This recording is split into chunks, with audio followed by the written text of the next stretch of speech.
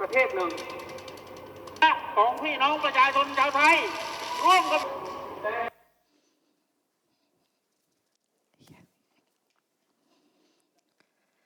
Bangkok Airport diduduki oleh demonstran.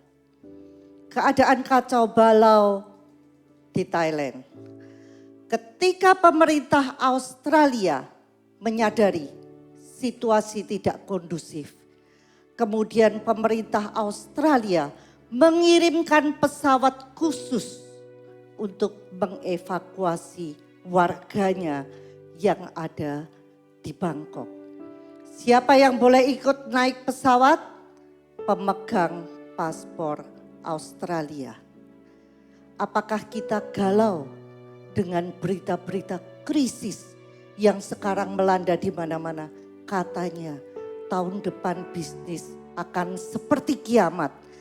Kalau pemerintah Australia saja bisa mengirimkan pesawat untuk mengevakuasi warganya yang di Thailand, apalagi Bapa kita di surga. Dia akan mengadakan perbedaan bagi orang-orang yang beribadah kepadanya dengan sungguh-sungguh dengan yang tidak. Keadaan di Bangkok pada saat itu menggambarkan keadaan dunia saat ini. Dunia yang dikendalikan oleh hukum kerajaan dunia. Sesungguhnya hukum kerajaan dunia itu hanya bisa bekerja dalam kedagingan. Iblis, musuh, setan hanya bisa beroperasi di kedagingan. Cara dia meneror kita, menakut-nakuti kita melalui apa yang bisa ditangkap oleh panca indera. Tetapi kita, orang-orang benar, hidup oleh iman. Iman adalah dasar dari segala sesuatu yang kita harapkan. Minggu lalu kita sudah belajar dari Bu Heni, dasarnya apa? Karya salib Kristus yang sudah selesai 2000 tahun yang lalu. Dan bukti dari segala sesuatu yang tidak kita lihat. Yang tidak kita lihat adanya di mana? Di alam roh. Orang benar hidup dalam roh. Tuhan ingin supaya kita belajar mengenal Dia. Belajar jalan-jalannya. Dan kita menghidupinya. Sehingga melalui kehidupan kita, kita bisa mendemonstrasikan kebaikan-kebaikan dan kasih Tuhan kepada dunia. Datanglah kerajaanmu di bumi seperti di surga. Tuhan ingin hidup kita di dunia ini seperti di surga.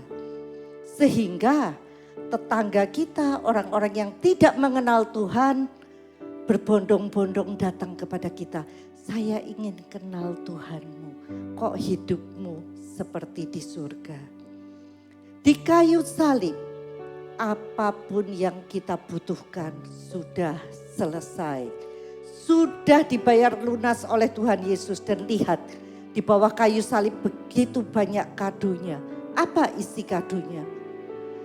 Kesehatan ilahi, kesembuhan, kemakmuran, kelimpahan, kelepasan, hikmat, kepandaian, apapun yang kita butuhkan sudah tersedia di kayu salib.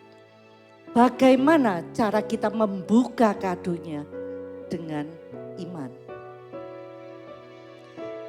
Iman itu berbanding lurus dengan pengetahuan.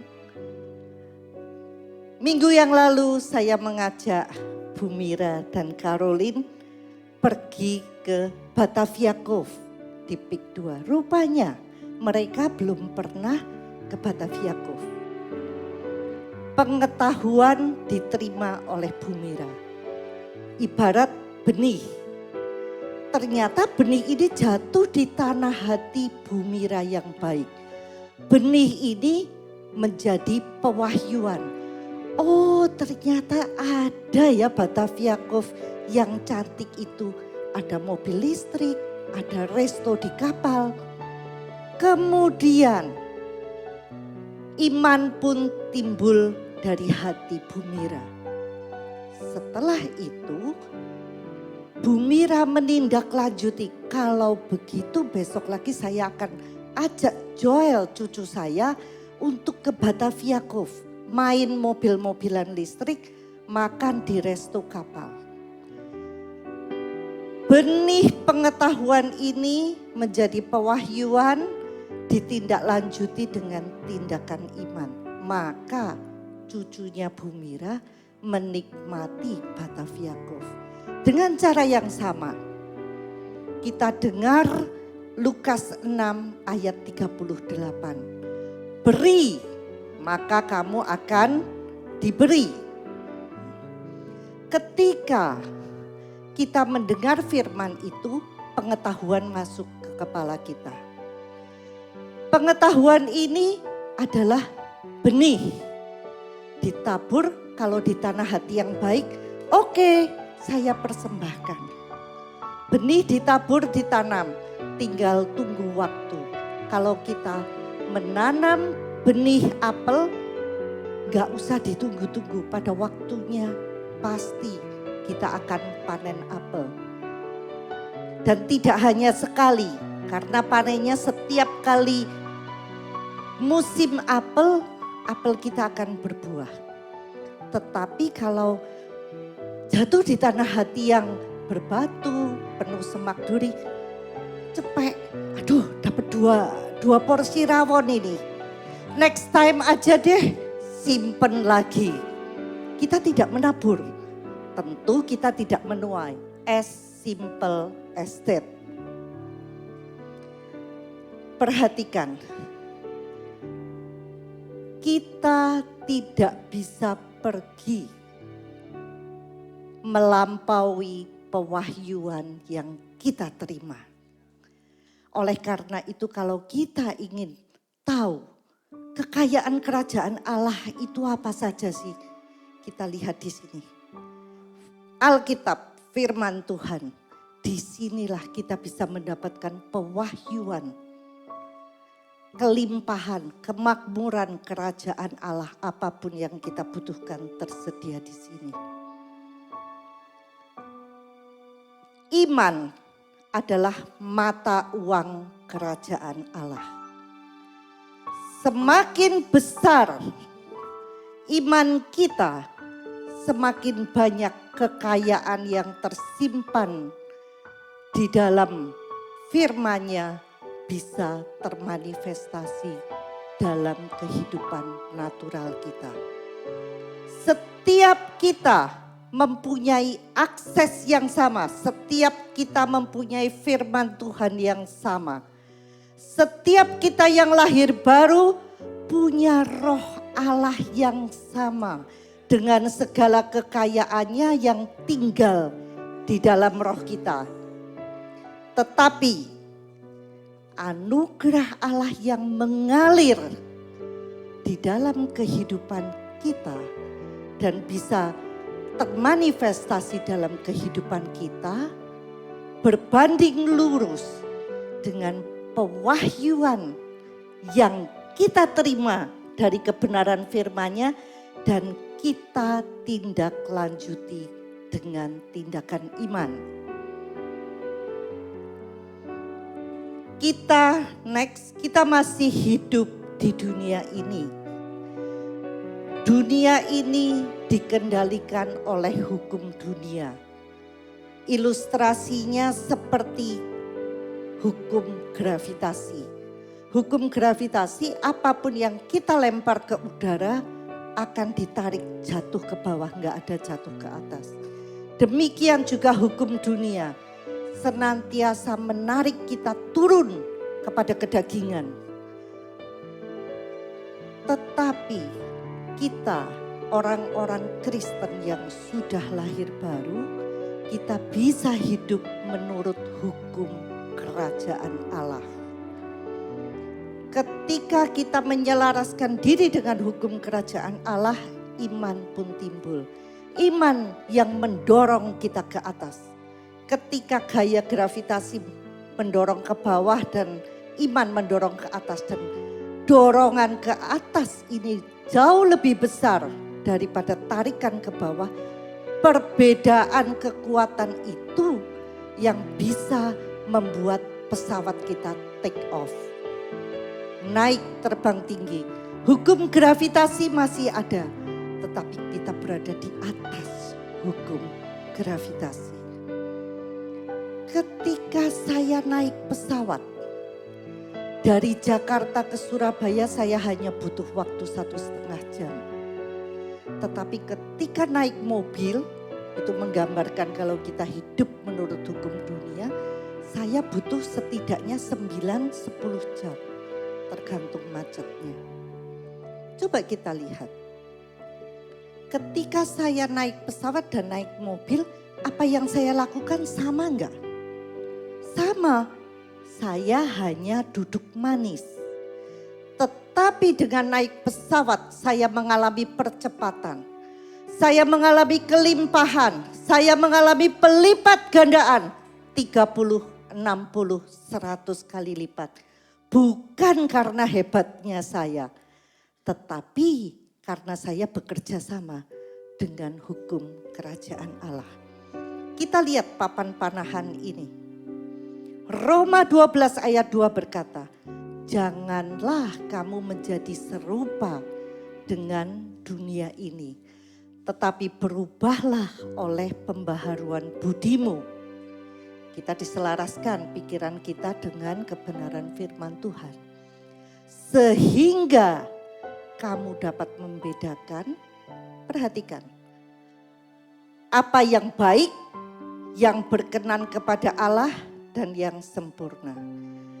Ketika kita mendapatkan pewahyuan kehendak Tuhan yang baik dan kita menindaklanjuti dengan tindakan iman, kita ibarat panah yang berwarna hijau. Kita dapat 30 kali lipat. Ketika kita tahu kehendak Allah, apa yang berkenan kepada Allah, kita mendapatkan panah orange di lingkaran yang lebih dalam. Kita dapat 60 kali lipat. Ketika kita benar-benar mengetahui kehendak Allah yang sempurna dan kita tindak lanjuti dengan tindakan iman, maka kita tepat berada di titik terkecil, titik sasaran yang seharusnya saya dapat 100 kali lipat. Orang yang baik mengeluarkan hal-hal yang baik dari perbendaharaan hatinya yang baik. Kalau hati kita dipenuhi dengan kebenaran firman Tuhan yang merupakan roh dan hidup dan berkuasa mencipta, maka dari mulut kita yang keluar adalah kata-kata firman yang berkuasa. Dengan cara demikian kita hidup seperti Allah. Kita menjadi pemenang, berkuasa di bumi. Kita menaklukkan dunia. Your words create your world. Perkataan kita menentukan dunia yang kita hidupi, menentukan masa depan kita. Ulangan 8 ayat 18a mengingatkan. Tetapi haruslah engkau ingat kepada Tuhan Allahmu, sebab dialah yang memberikan kepadamu kekuatan untuk memperoleh kekayaan. Tuhan yang memberikan kita kekuatan untuk memperoleh kekayaan. Tetapi kekayaan yang diberikan Tuhan bukan duit yang tiba-tiba jatuh ke pangkuan kita. Tetapi Tuhan memberikan dalam bentuk potensi. Lalu bagaimana kekayaan bisa datang? Tuhan memberikan kepada kita kreativitas yang tidak dipunyai oleh orang lain. Tuhan membuat kita melihat hal-hal yang tidak dilihat oleh kompetitor kita. Amsal 3 ayat 5 mengatakan Tuhan akan meluruskan jalanmu Kalau orang lain harus lewat jalan berbelok-belok, Tuhan langsung meluruskan jalan kita. Kita tiba jauh lebih cepat. God's favor menyertai kita, perkenanan Tuhan. Sehingga semua orang maunya berbuat baik sama kita. Bahkan mungkin kompetitor kita promosiin kita, mau gak? Kalau Tuhan bersama kita, apa sih yang mustahil? Yeremia 33 ayat 3 berkata, berserulah kepadaku, maka aku akan menjawab engkau dan akan memberitahukan kepadamu hal-hal yang besar dan tidak terpahami, yakni hal-hal yang tidak kita ketahui. Kalau kita dapat bocoran dari dalam, besok saham naik loh, besok US naik loh, cepat-cepat kita beli hari ini dan besok dijual, untung besar. Tuhan yang bisa memberikan kepada kita informasi dari dalam. Tetapi untuk bisa mendengarnya, artinya kita harus fokus mendengarkan dia, membangun hubungan dengan dia, dan tidak membiarkan banyak splatteran, bising-bising yang mengganggu pendengaran kita. Bu, rasanya saya sudah praktek semua yang Bu Yeni bilang. Kenapa ya kok saya tidak mendapatkan hasilnya? Firman Tuhan, ya dan amin. Kalau kita tidak mendapatkan hasil, kesalahan pasti bukan di pihak Tuhan, pasti di pihak kita. Coba cek dan recheck, kembali ke firman, berdoa, tanya sama Tuhan. Mungkin kita lupa, karena kerap kali karena kita tahu prinsipnya di kepala, kita merasa sudah melakukan, padahal belum.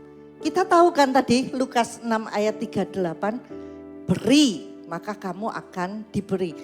Kita merasa saya sudah kok melakukan, lupa kalau tadi ini untuk beli rawon. Artinya saya belum melakukan. Kemudian yang kedua, kerap kali kita berdoa minta diberkati, minta disembuhkan. Tetapi mata rohani kita, imajinasi kita melihat bahwa kita tuh masih kekurangan, kita masih sakit. Akibatnya kita tidak memperoleh apa yang kita doakan karena masih gak sepakat.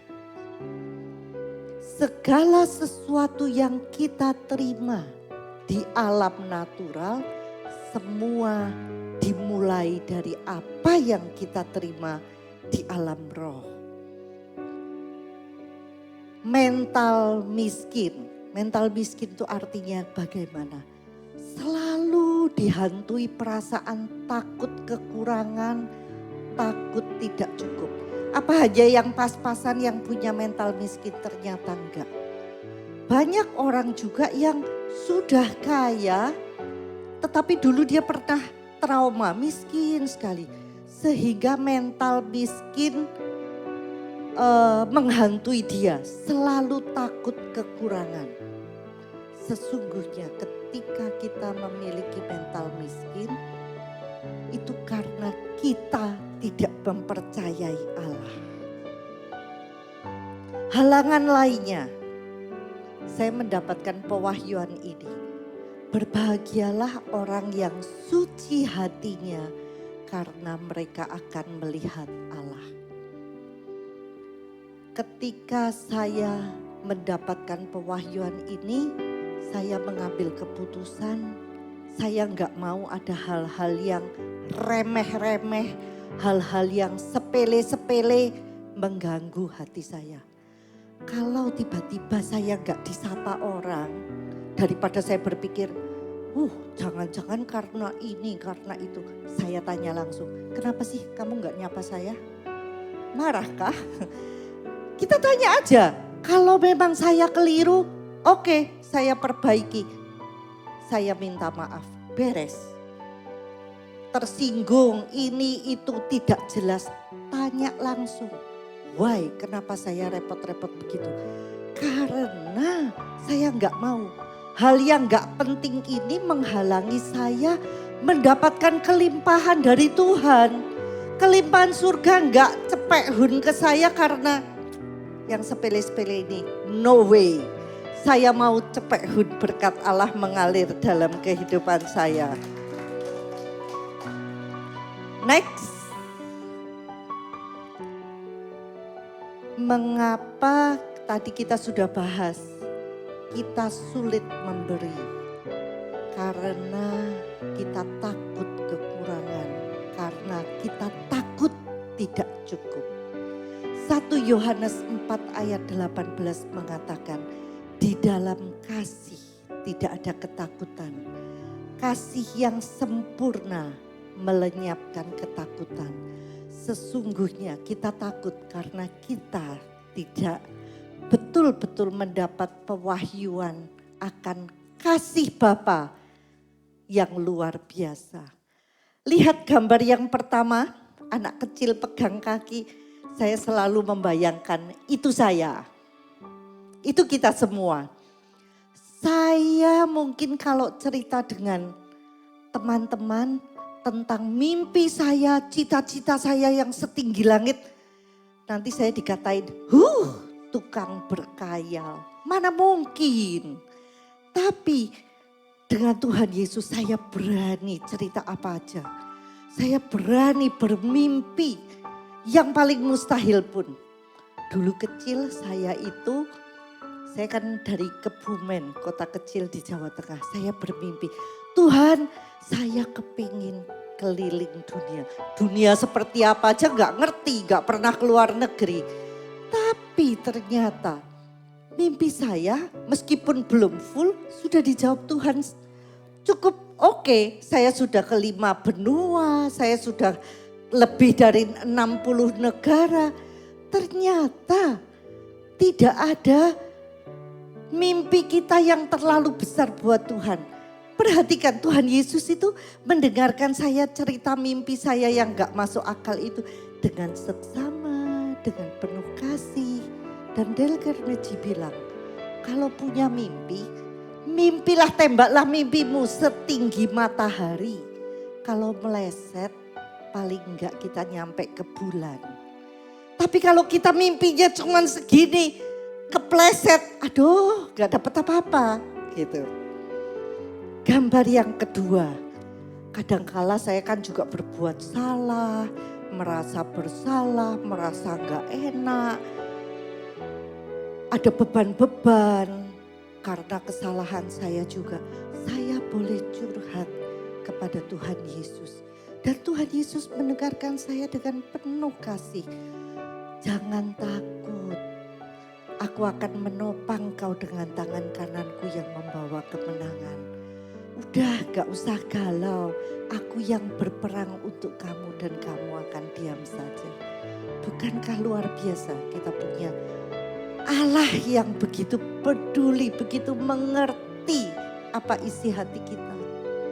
Dan yang ketiga ini, wow, saya dipeluk Tuhan Yesus dan Tuhan Yesus tertawa lebar melihat saya. Tuhan menyukai saya. Bukan karena saya baik, bukan karena saya sudah rapi, wangi, enggak. Bahkan sebelum saya ada di kandungan ibu saya, Tuhan Yesus sudah menyukai saya. Tuhan cinta dan bangga dengan saya. Sebelum saya melakukan apapun, ketika menyadari hal ini, sungguh itu membawa kedamaian yang luar biasa. Tuhan mengasihi saya tanpa syarat. Bahkan dengan kesalahan, dengan kekurangan saya yang teman-teman mungkin sebel banget itu ngelihatnya. Tuhan enggak. Tuhan tertawa lebar melihat saya dan dia bangga. Yang keempat, anak kecil ini persis saya.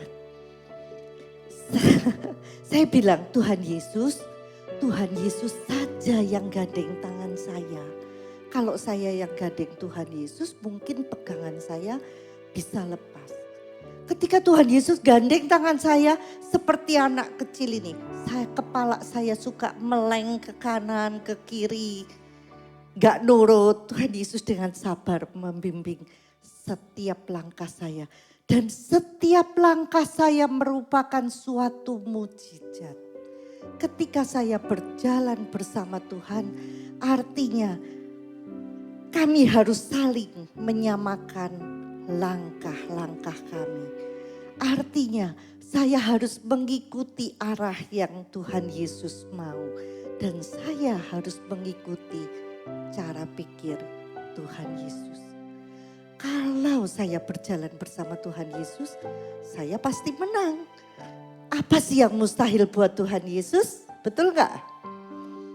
Kalau kita punya Bapa yang sedemikian peduli, sedemikian mengasihi kita, apa ya masih kita takut kekurangan, takut tidak mempercayai Dia? Next. Peta ini perhatikan ya.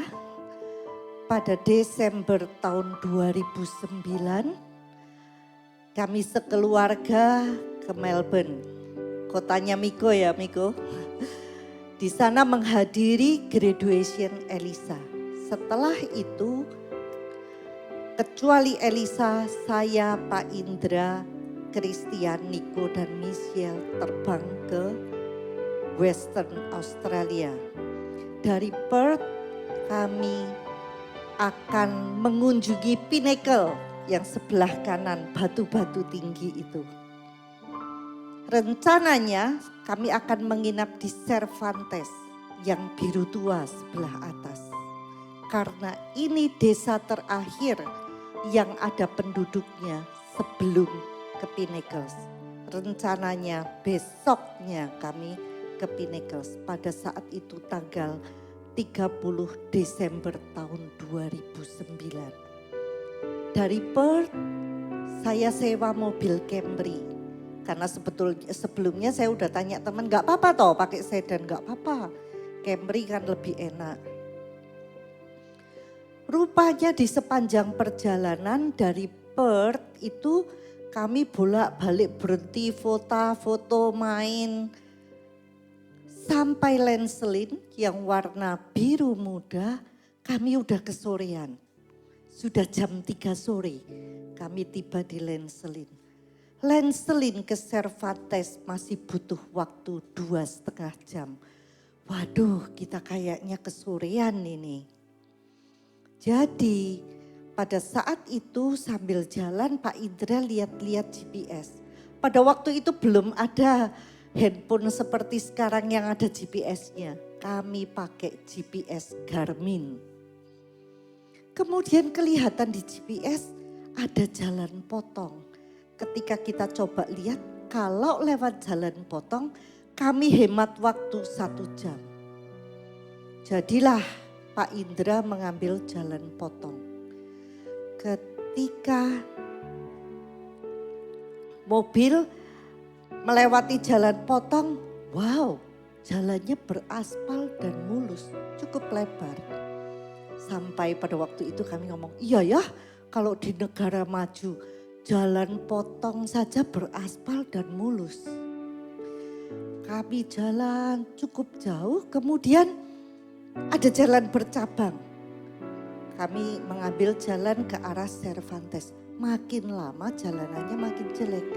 Lama-lama jalan beraspalnya habis. Tinggal jalan berbatu tapi padat.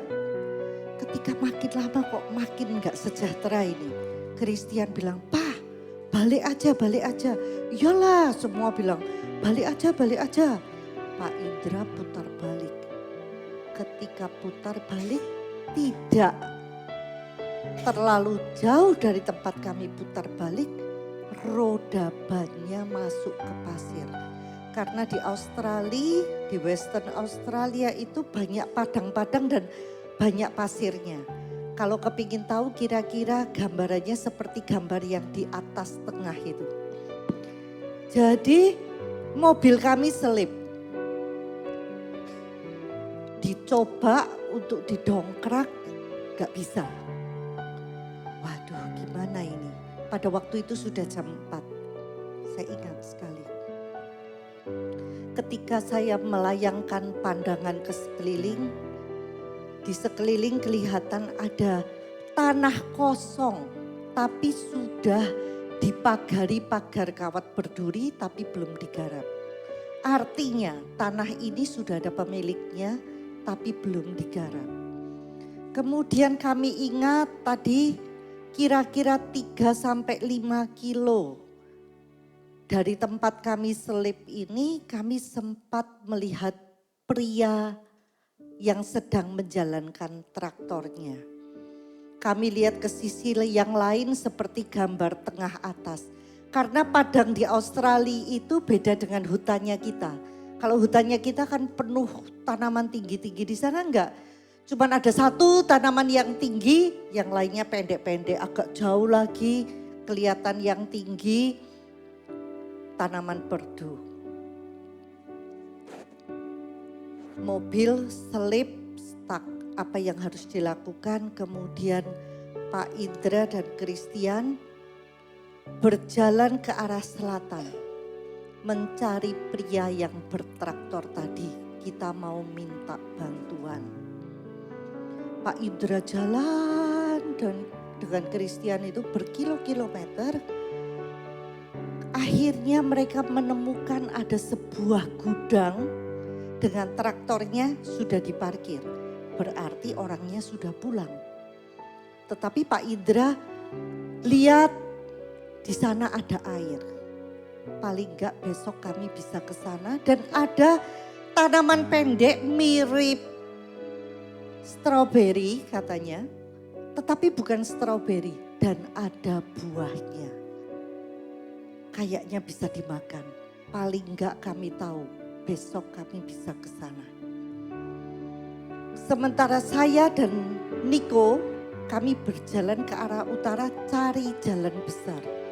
Dan jalan besarnya persis seperti gambar sebelah kanan atas. Sepi, gak ada orang. Saya nungguin sampai 1 jam, tidak ada satupun mobil yang lewat. Kalau di Australia sudah di luar kota lebih banyak dombanya daripada manusianya. Tapi yang di sini pun gak ada domba. Pada hari itu tanggal 30 Desember tahun 2009, hari Rabu. Kebanyakan orang mereka sudah libur sejak tanggal 29. Kalau di Indonesia 28-nya Senin itu sudah libur juga itu. Kemudian mereka akan masuk lagi tanggal 2. Tapi ternyata tanggal 2 itu hari Minggu.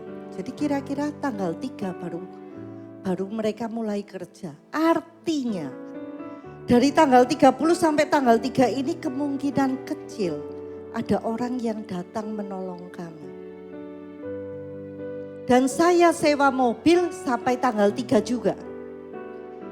Artinya sebelum tanggal 3, sebelum saya gak ngembaliin mobil, gak ada orang yang merasa kehilangan kami. Tentunya gak ada orang yang bakal bantuin kami, nyari kami. Kami betul-betul stuck di sana. Pada waktu sekitar jam 4 itu kami sempat melihat ada ular kecil keluar dari semak. Michelle nangis ketakutan. Gerimis tapi berhenti. Malam itu kami tidur di mobil. Di tengah padang yang bukan di jalan umum, di tanahnya orang yang belum digarap. Kemudian kita lihat di tengah bawah itu ada gambar yang saya lingkari merah. Itu kanguru yang sudah kering. Di pagar-pagar kawat berduri itu jarak berapa lama jauh itu ada kanguru yang sudah kering. Rupanya ada kanguru yang lompat kena kesangkut kawat berduri tapi gak ada yang menolongin, mati. Tetapi sudah gak ada dagingnya, udah kering. Kesimpulannya jarang sekali ada orang yang tiba di sana. Buktinya kangguru-kangguru kering ini nggak ada yang membereskan. Malam itu kami tidur di mobil, nggak bisa tidur sih, cuman duduk itu. Tangki bensin tinggal separuh, kami nggak punya makanan kecuali sisa sushi tadi siang. Dan setengah botol air 1500 mili, jadi kira-kira tinggal 750 mili. Pak Indra ambil kayu yang agak besar, agak kira-kira panjang sekian, bawa ke mobil. Kalau ada binatang atau orang jahat, setidaknya kita punya senjata. Itu yang kami alami. Malam itu di dalam mobil ada bayangan. Mobil dinyalakan. Oh, daun. Terus ada lagi bayangan. Dinyalakan, kami hemat AC, sebentar dinyalakan mobilnya, matikan lagi. Kami nggak tahu kan besok mau cari bensin di mana lagi. Ternyata kangguru, dan sepanjang malam itu banyak kangguru lewat-lewat. Ada yang satu, ada yang dua, ada yang rombongan. Dan uniknya setiap kali kangguru lewat di depan mobil kami jarak beberapa puluh meter, kanggurunya noleh. Orang gila mana ini yang mau nginep di sini? Kira-kira kanggurunya mikirnya begitu. Sepanjang malam begitu. Sinyal handphone tidak ada. GPS Garmin kami keluarnya suara cuman call the police. Call the police.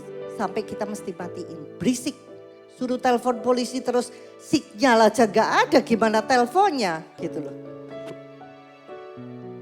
Tidak ada sesuatu pun yang dapat kami lakukan selain berdoa. Kami sudah merencanakan besok pagi kami mau jalan ke arah Lenselin. Karena Pak Indra menemukan tempat yang ada air dan ada buahnya. Jadi sekitar 5:30 pagi, kami juga nggak berani terlalu pagi, takut diserang binatang. Saya ke belakang bagasi, saya buka bagasi, saya kosongi tas kabin saya. Sebelum kami ke Melbourne, kami liburan ke Tasmania, saya sempat beli coklat. Jadi coklat itu yang saya bawa, kemudian uang, paspor, sisa sushi, sisa air. Baju dan yang lain-lain, barang-barang lain kami tinggal semua. Kami tidak mau membawa barang terlalu berat, itu akan membebani. Niko langsung, "Mah, laptopku gimana?" Tinggal Niko, kita nggak mampu kalau kita mesti bawa barang banyak. Kita nggak tahu harus jalan berapa kilometer.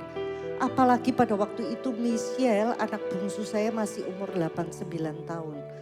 Ketika dia ditinggal di mobil, Michelle sibuk cari buku petunjuk apa yang dia bisa dapat pertolongan. Mujizat pertama yang kami alami, ketika Pak Indra dan Christian ke selatan, saya ke utara dengan Niko, kami sekeluarga bisa kumpul kembali di mobil yang sama. Teman saya yang orang Australia bilang, itu mujizat. Karena ketika kita di padang seperti itu, kita sudah jalan jauh, kita balik itu semua itu kelihatan sama. Ketika kami bisa berkumpul, itu pun suatu mujizat, itu mujizat yang pertama. Kemudian pagi itu saya beres-beresin. Ketika saya sedang beres-beres itu tiba-tiba saya dengar wih. Saya lihat ada apa? Christian Niko jaketnya digini-giniin. Ternyata di kejauhan ada mobil yang sedang berjalan ke arah kami. Mobil itu isinya 2 orang. Yang satu orang Australia, yang satunya orang Malaysia. Rupanya mereka pekerja di pabrik, tapi bukan ke arah tempat kami selip. Sesungguhnya pabrik mereka berlawanan arah dengan tempat kami selip. Ketika mereka bertanya ada apa, kami ceritakan apa yang terjadi. Kemudian ayo ikut saya, kalian ikut ke pabrik saya. Karena saya punya anak buah, kami punya alat untuk menolong menarik mobil kalian. Karena mereka memang tinggal di sana. Kemudian mereka berdua itu bercerita. Sejak kemarin sore, si Australia ini sudah ribut bilang sama si Malaysia, besok saya mau ke arah tempat mobil kami selip. Si Malaysia tuh heran, ngapain juga ke sana? Itu tanah milik orang, itu bukan jalan umum dan tidak searah dengan pabrik mereka. Tetapi si Australia ini ngotot terus sampai paginya. Tetap ngotot. Bangun pagi dia bilang dia mau ke arah tempat kami selip. Pelajarannya, ketika kita berdoa, sebetulnya Tuhan itu sudah langsung jawab. Tapi karena si Australia sama Malaysia ini nunggu besok paginya, jadi pertolongan baru datang keesokan paginya. Kami diajak ke pabrik mereka, boleh minum kopi, air apa saja, dan mereka ada kue-kue kering. Kemudian mereka menyuruh anak buahnya bawa alat untuk menolong kami. Hanya dalam waktu 10-15 menit mobil kami sudah bisa dibawa ke tempat yang aman. Ketika saya tanya kepada mereka, saya mesti bayar berapa? Gak usah, saya tahu kalian orang baik, kalian turis yang tersesat. Kami ditolong orang free of charge. Pelajaran apa yang kita pelajari dari kisah ini? Seringkali dalam hidup kita menganggap bisnis kita nomor satu. Duit kita, aset kita. Percayalah ketika kita terdampar seperti itu. Duit, bisnis, aset. Aduh sertifikat juga ada di mana gak peduli kita. Hidup aja belum tentu. Teman gak ada yang bisa dihubungi. Sinyal HP juga gak ada. Artinya sebetulnya siapa sih yang selalu bisa kita andalkan? Tuhan Yesus. Gak ada sinyal, gak ada apa-apa. Jalan ke atas tetap terbuka. Tuhan Yesus senantiasa menyertai kita. Dan dia tidak pernah meninggalkan kita. Dan dia siap menolong kita ketika yang lain tidak ada. Mungkin ini saatnya, termasuk untuk saya juga, untuk membetulkan cara pandang kita terhadap uang, terhadap kekayaan yang kita miliki, terhadap teman, terhadap yang lain, dan terhadap Tuhan. Karena sesungguhnya Dia yang selalu ada bersama kita. Apalagi yang harus kita takutkan? Apa ya kita mesti setelah mengalami seperti ini tidak percaya lagi kepada Dia? Dalam hidup seringkali ada masalah-masalah besar, krisis-krisis besar saya pun mengalami. Setiap kali ketika saya sedang stres setengah mati, saya look back, saya lihat. Di Australia itu tidak ada jalan keluar pun Tuhan kirim pertolongannya. Apalagi sekarang masih ada teman, masih ada segala macam. Next, sebagai penutup. Sebab semua yang lahir dari Allah mengalahkan dunia. Dan inilah kemenangan yang mengalahkan dunia. Iman kita. Selamat mempraktekannya. Tuhan Yesus memberkati.